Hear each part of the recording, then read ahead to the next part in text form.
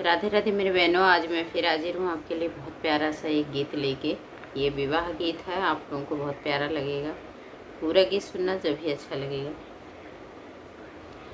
चंदन पेड़वा कटावन, पीढ़वा सलावन हो। बाबा लोहरा कपूत समाझाम, पीढ़ैया निक गढ़ाई हो। बाबा लोहरा कपूत समाझाम, पीढ़ैया निक गढ़ाई हो। आरी आरी फुलवा बनैहा, तयबरो चिरैया न हो। लोहरा बिचवा में तोता माया न माया, जब निकलागन हो। लोहरा बिचवा में तोता माया न माया, जब निकलागन हो।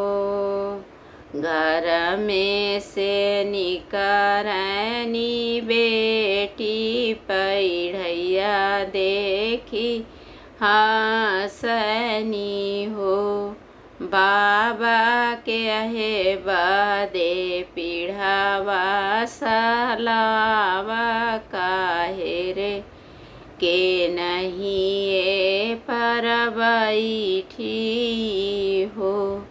बाबा काहे बदे पीढ़ावा सलावा, के हिये पर बैठी न हो।